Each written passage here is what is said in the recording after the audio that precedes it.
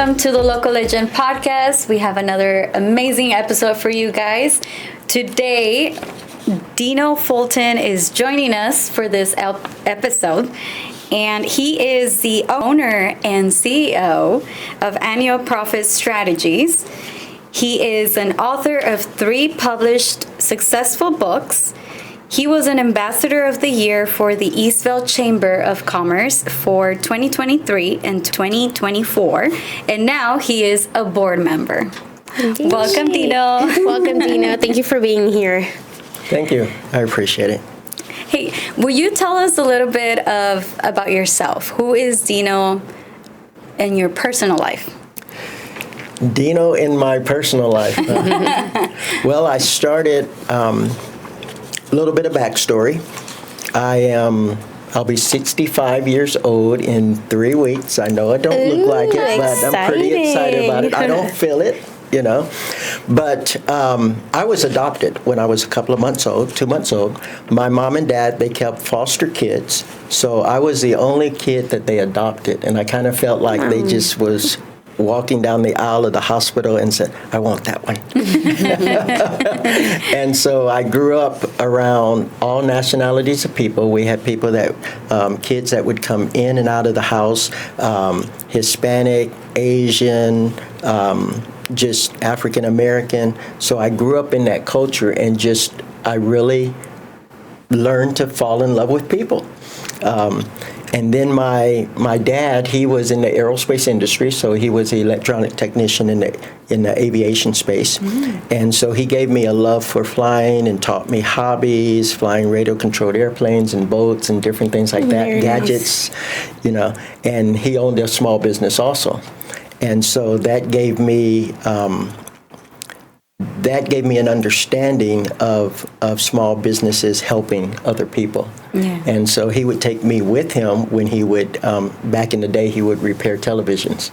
When there was what we call tubes in the TV, which y'all know nothing about. But I don't. To be honest, I don't. Yeah, tubes and diodes and capacitors, and so different than TV today. It wasn't, the TVs weren't thin like they are today. I grew up with the box TV. Yeah, the big box TV. Well, he used to repair those, and I would go with him, and that gave me an understanding of critical thinking and having to fix things and tinkering and, you know, not being afraid to try to figure out how something works. And then he died. He died when I was 14. My mom died when I was 21 years old. And I thought about, well, what is it that I'm going to do? And I had a love for cars. You know, I was always a sports car person, you know. And so I started my first brick and mortar business, which was an automotive speed shop. You've seen the Fast and Furious movies? Yeah. Well, I was doing that in the 80s. Turbocharging, nitrous systems, street racing, and all of that. And it was fun. It was exciting. But I figured there's probably not a career in this for me, because you work on cars during the day, make them fast, and then you race them at night on the streets, and it's like, I don't want to go to jail. Yeah. So after about 3 years, I sold that business and started a real estate investment company, helping business owners buy properties and flip those properties. And then I had a epiphany. You ever had an epiphany? That's just a moment of awakening. An awakening, yeah. I lost a bunch of money. I lost tens of thousands of dollars in a transaction. And it really brought me to my knees. I mean, literally, I threw up my hands and I said, okay, God, I know I won't have anything outside of you. I'll go wherever you want me to go and do whatever you want me to do. And so I ended up moving from California. That's where I grew up, here in the Los Angeles area. Moved from California to Arkansas, went to Bible school, mission school, and went to the Philippines as a missionary and lived there for 10 years. Wow. Smuggled Bibles into Vietnam, just wild, crazy stuff, taught conferences and seminars all over the islands, hundreds of conferences and seminars. And my wife and I started a nonprofit organization there, and we started a Bible training center to teach and train national leaders.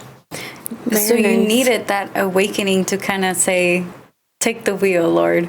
Like, I Yes. can't do it by myself. Exactly. That's amazing. Amazing work. Yeah, and then came back from the Philippines and started an internet marketing and consulting company, which we still do today. So 40 years or so in business. Yeah. So I had the honor to sit at a table with you and your wife, and you shared a very important part of your life with us. And you were a truck driver. Yes, I did do a truck nights, drive. I did do right? some truck driving. Will you share a little bit of that? Is that okay with you? Yeah, so I was at this point in business that, we were doing the real estate, we were doing the consulting and building websites. Back then, websites were not like Wix and Shopify. They were tens of thousands of dollars Codes. and coding, and so we did that. And my wife is a chef; she loves to cook. Amazing food, by the way. Well, thank So you. good. I'll make sure she watches that part of the podcast. And so we had an opportunity to start a restaurant. So we started originally with a catering company. So we catered for pharmaceutical reps in clinics and hospitals. All we did was we show up. They say, okay, go to this clinic, go to this hospital. There's 35 to 40 doctors or nurses, and we just set up the buffet. And it was a fantastic business. It worked real well until the laws changed, the federal laws changed, and they said that you can't do that. Pharmaceutical reps, you can't bribe doctors and nurses with food, in order for them to buy your meds, and so we turned it into a restaurant, and we could seat about 21 people, like a bistro. We had a gig on TV, so we every month we would tape on TV, and so like during the news program, Good Morning America, my wife would come in and she'd cook dishes and stuff like that, and that was aired, so on TV. So it was pretty cool, Nice. pretty cool time. And then when we turned it into a restaurant, because when we were doing the TV shows, everyone would say, well, can they come visit you? Where can they come and sit down and eat and get to know you?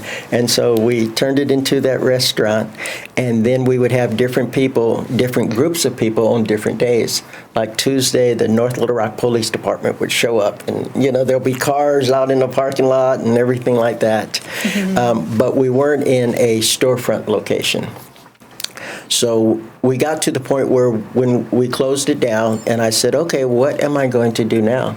And I thought about all the things that I wanted to do growing up that I've never got to do, and one was driving a truck. So, so I thought, my wife, she had went to the Philippines, so she was there for some conferences in the Philippines with pastors, and so I called her up one day and I said, dear, I'm gonna drive a truck, and she said, what? So I started driving I learned to drive an 18-wheeler, and I became a trainer. It's almost like everything that I've always done, I ended up becoming a trainer and teach, and so I did that for about 5 years, and towards the end of that, I was working up in North Dakota. I was crossing this very bad railroad crossing, and as I was crossing the railroad tracks, I got to make sure I don't tear up, but as I was crossing the railroad tracks, the gates came down, the lights start flashing, I heard the horn, and I was halfway across. I looked instinctively, I don't know why, to the left, and the train was right there. Wow. So the train hit my trailer broadside. My cab beat up against the side of the engine until it just tore the fifth wheel off, and then the train took my trailer down 1.5 miles before he could stop. Wow. And then he had to walk back. I had a concussion, loss of consciousness, and in that moment, I felt myself sitting lumped over the steering wheel, but I could see myself up in the corner of the cab looking back at myself, and feeling the cold because it was like 30 degrees. All the windows were blown out and just really bad. So I could feel the blood coming. I can watch myself feeling the blood coming down and being cold and shivering when I came back awake until the engineer helped me out. Wow. And then they took me to this small hospital, 1-bed operating room in the middle of nowhere. It's Stanley, North Dakota, and they were like, well, we can't do anything for you, so they had to bring in a helicopter and airvac me to the Minot at the medical facility, and they got me there. They checked my internals. There was I had no internal bleeding, but I did have contusions on my chest and my lungs. I had 2 broken wrists. I had broken jaw, and those they never tested. My wife flew up, and after 4 days, they released me. Wow! And I was just in tons and tons of pain. Wow! Yeah, pretty dramatic. But that period of time led to going from no medication. We thank God our family has always been healthy. No medication to like 16 different meds. 28 different doctors. Ended up going through depression, PTSD, depression, anxiety, didn't drive a car for 3 years, just blankets up on the windows, of my bedroom, and my wife bringing the food and setting it in front of the door, not wanting to go out. And, very traumatic. Which, if you know me now, I'm happy, go lucky, I'm excited. Yeah, I never would have thought that you had a traumatic experience. And so that was a life-changing experience of me having to deal with, am I going to get back to who I really am? Yeah. So it was pretty traumatic, and so it just brought me full circle back to getting beyond myself so I can get back out and help people and work with people. Yeah, and I think I'm not sure if this will be the right word, but the perseverance of your wife. Yes. Holding on to faith. It was hard. It was hard on my wife. It was hard on the kids. The kids were end of junior high school, going into high school. So it was tough on the family. I was a totally different person. Yeah, definitely. I never questioned, I thank God for my faith in him. I never questioned why this happened. Mm-hmm. I just took it in stride. But there was, I had to come to the place that either I'm going to stay in this or I'm going to make necessary progressive steps in order to be normal again. Mm-hmm. Yeah. It was tough.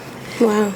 So it took you 3 years to recuperate. It took me about 5 to 6 years. 5 to 6 years. Because I became, and not many people know this, but I was addicted to medications, oxycodone, Ambien, that the doctors kept pumping me full of. We're talking like 100 milligrams a day of oxycodone. Wow. So I was addicted for 5-6 years on oxycodone. So, ended up, God helped me break that addiction. When I finally said, okay, no more drugs, I would have these episodes where I would just shake and my wife would have to hold me, and so it was tough. She's amazing. I OD'd. My wife found me on the bedroom floor, not breathing, in the bathroom one morning, 4 o'clock in the morning. And my youngest daughter, she came in and she gave me CPR, and they called the ambulance, and I woke up the next day at Kaiser restrained. Wow. My hands and my feet with a trach in my mouth, and it was like, what is going on? Yeah. So. Yeah. Wow. So. I thank God that you're now okay, healthy. I think strong. I think I'm okay. You know, I might. You're okay. You're amazing. You're a wonderful person. You're an amazing Thank you. person. Always willing to help, and I think it shows the heart of God through you. Yeah, I think probably one of the biggest lessons I learned is everybody is going through something. And because I worked with so many different business owners for such a long time, from the time that I was 21 all the way until now, it's people don't always tell you they're hurting, but everybody has something going on in their life. Yeah, you just never know. You never know unless you shut up and listen. Yeah. And I used to talk a lot. I don't talk nearly as much as I do now.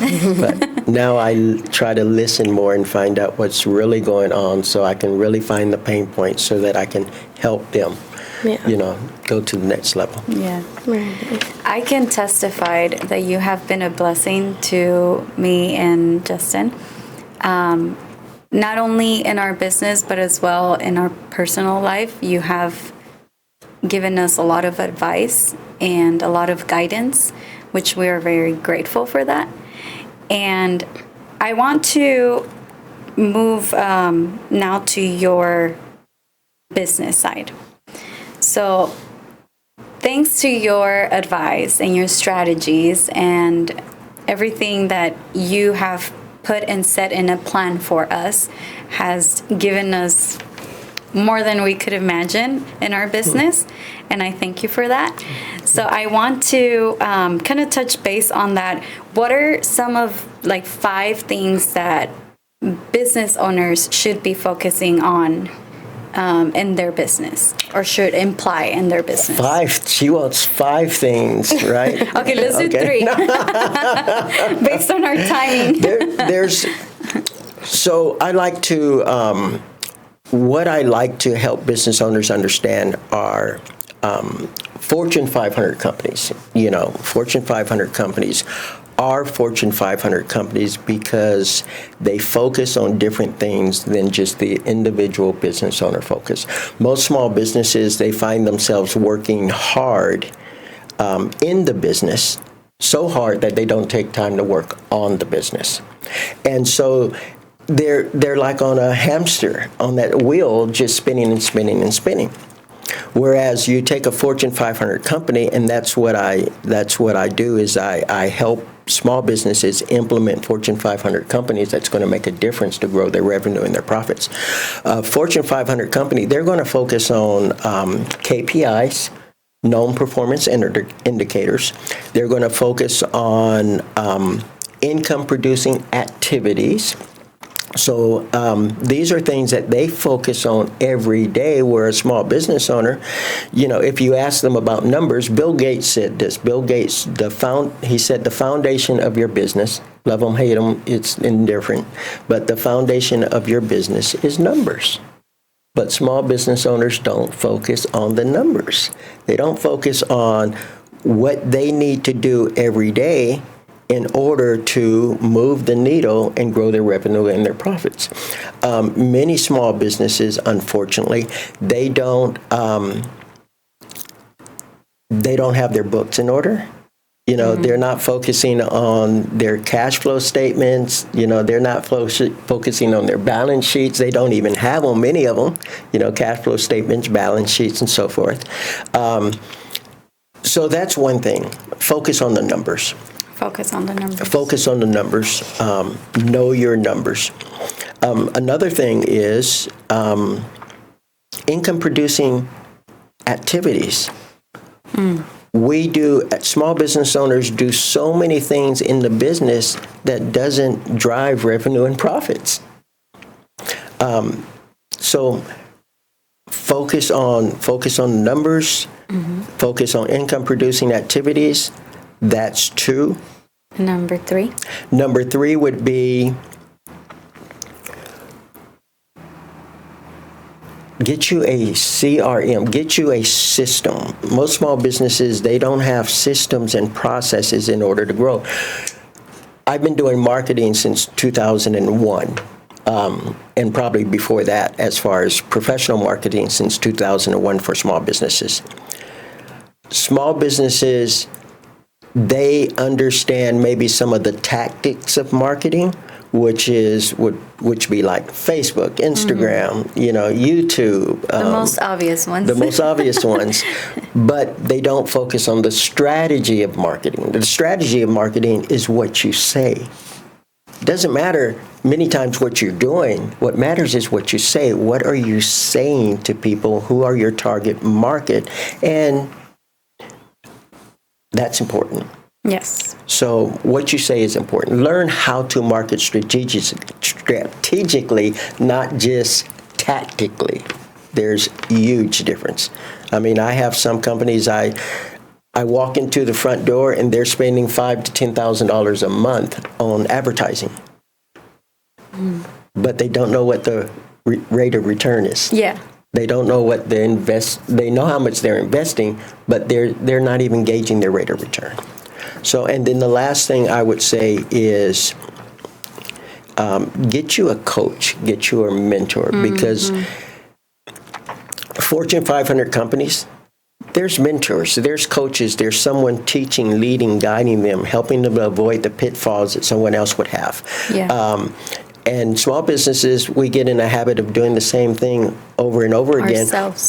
Ourselves, yes. Or we'll get a coach within the same industry, which is okay. That helps. But sometimes you need somebody from outside that sees things a little bit differently from a different perspective in order to say, if you just make this little tweak here and tweak here, then that will change things. Because it's never one thing that you do in business.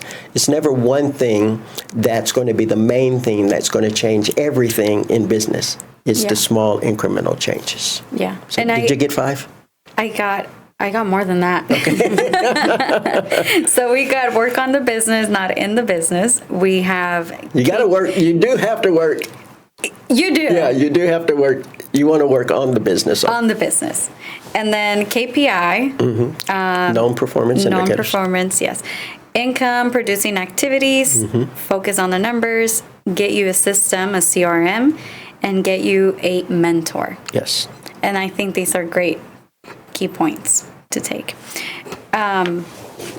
So we mentioned at the beginning that you were the ambassador of the year for 2023-2024, and now you are a board member. Yes. Yes.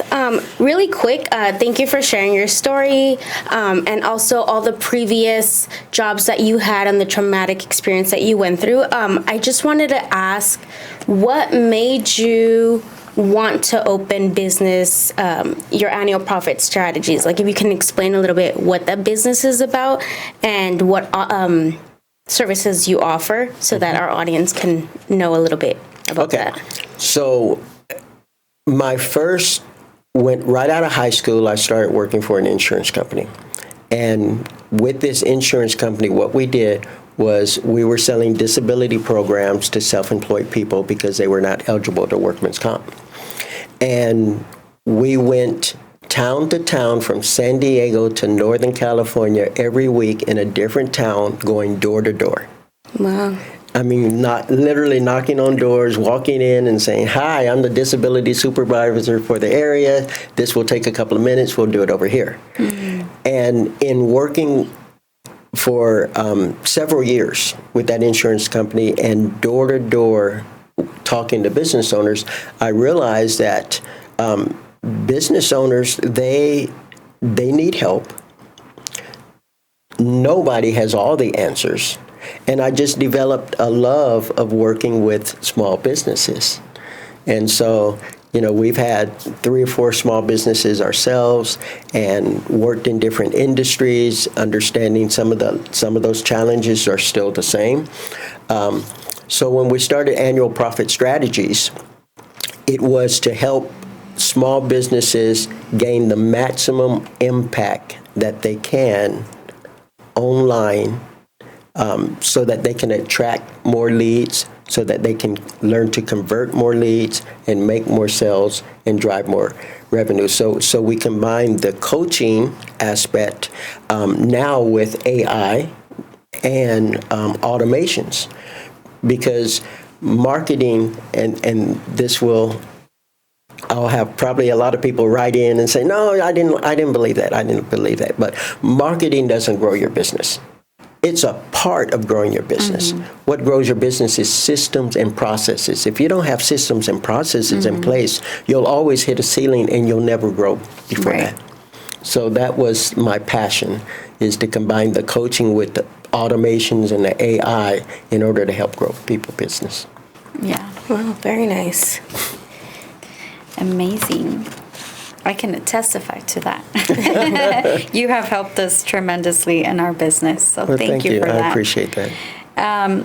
So, being an ambassador of the year and a board member, what inspired you to become a member of the Eastville Chamber of Commerce? The Eastville Chamber of Commerce is a little different than all the other chambers. Every chamber has their own personality, and the Eastville Chamber of Commerce feels more like a family than any other. I've been a board member, and I am a board member of other chambers, but Eastville has just a different feel, more of a family feel, and family's important to me, and so that's why I really like serving in the Eastville Chamber. Even the city feels differently than other cities. You could go across the bridge one way or another, and you can sense that, wow, this feels different. And so, Eastville. You're on your own. Yeah, you're on your own. And Eastville is very special. That's why some of these other cities, you say, oh, that's East Eastville, or that's West Eastville, or that. And I do want to thank you for being such an active member, ambassador, and now board member, because when I do have, when I need some help, hey, Dino, can you help me maybe stop by a business or do something like that, you're always willing to do it. So I do want to thank you for being that way and being a part of our chamber. I appreciate that. Yeah, we have to serve. We have to bless, serve, help, and share if we want to see those things in return. Definitely. Yeah. So I have a question for you. I would like to know if you can share one of your business's most successful story. I could share many, but what I'll do is I'm going to let Maya share. Me? Yes, since she's sitting here and she's live, and I didn't pay her for this. She didn't know I was going to do this, but she's had tremendous growth in her business. Yes, and so I almost had to beg them to work with me. No, he did. So we started our business 2023, like the end of the year. And we had a very hard 2024 year where Dino kept insisting for us to accept his help, because as a new business owner, I came from corporate job, Justin too. We didn't know what to do in terms of processes and systems and how to get leads in general. All the internal stuff. Yeah, and we said, okay, we're going to start a business. I knew how to do the paperwork. That was about it. Then Dino saw the opportunity to mentor us, to become to make a difference in our life. And I think he did. He sat down with us several times in 2024. We strategized. He step by step, he told us what to do and how to do it and how to overcome obstacles in our business. And thankfully this year we have doubled or tripled our income, and it has been such a blessing with Dino's help. So thank you for that. I think I will always say this: you are a blessing to me and Justin in our life, and we will forever be thankful with you. Yeah. Thank you. I appreciate that. Most people, most small businesses, they start a business because of the passion that they have for a product or service, but they don't have a roadmap. They've never sat down and developed a strategic roadmap of how to get from point A to point Z.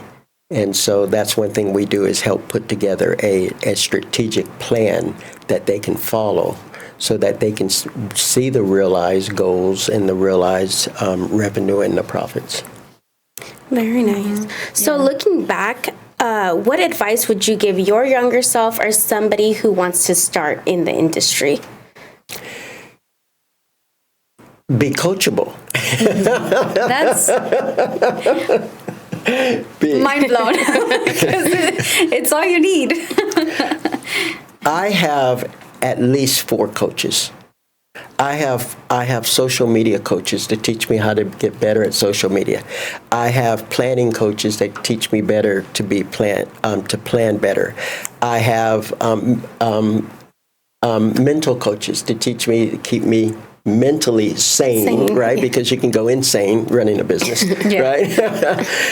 So I have at least 4 coaches that I pay for. I read that Tiger Woods have had up to 17 different coaches. Wow. If you think about it, he's got a coach for his nutrition. He's got a coach for working out, weight rooms. He's got a coach for his swing. He's got all these different coaches. And if you think of your professional ball players, you know, your football players, Hall of Famers, your basketball players, they have everything that most small businesses don't have, which is a coach. That's why they play at the level that they do. Yeah. Yes, they all have talent, but if you think of everybody that has talent, just because they have talent, they're not the greatest. They're Right. not number They're not one. necessarily good. So it's the coach or the coaches that speak into their lives that help bring them up to the level of maximizing the gifts and the talents that God has placed on the inside of them. Yeah. And I think it goes back to what you said earlier, that you are so focused in your own road that you are unable to see other things that a coach, a mentor might be able to catch on. Exactly. Yeah. Exactly. Thank you, Dino. Thank you. Just before we close, I want to ask you these questions. We are celebrating the 15-year anniversary of the Eastville Chamber of Commerce. So I would like to ask if you can share some of encouraging words, or any ideas. Or what experience the chamber has had. What experience? Well, the chamber is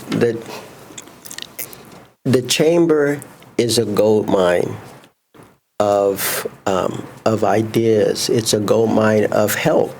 And one thing that Harry always says, our president, Harry says, everything that your business needs can be found in this room. Speaking of our chamber events. And he says that all the time, and that's the truth. Yeah. What we fail to do is ask. Yeah. We don't ask. Business owners, they'll ask for someone to buy their product or their service, but they don't ask for help. And help can be found in the chamber. And that's probably the main thing. Join the chamber, ask for help. Simple, right? Simple as that. Show up. Duh. Yeah, show up. Join the chamber, show up, that's important, and ask for help. Well, thank you, Dino. It has been such an honor having you here and learning about you and your personal stories and your business and what you can do for others. So we thank you for being here. Yes, thank you so much. And thank you for sharing some of your strategies with us. And I do know that you said you have a book as well. Three books. Yeah, a few books. I also hold business and breakfast workshops. I've done it for at least the last couple of years at a local Holiday Inn or hotel. And so you could look for those. You can check my website for availability when I have those. It's annualprofitstrategies.com. And you can find us there, and I'd love to meet you in one of our workshops. So what we will go ahead and do is we'll link your information. If you guys want to check out Dino, if you need a coach, you want to take your small business to the next level, we'll link all his information in the bio. And thank you so much for being here again. We hope to have you back soon. Thank you for being an ambassador, a board member now. And if you would like to become a part of our chamber, you can check out our website or email us, call us, and be sure to tune in to the next episode by subscribing and share this video with everyone. Thank you.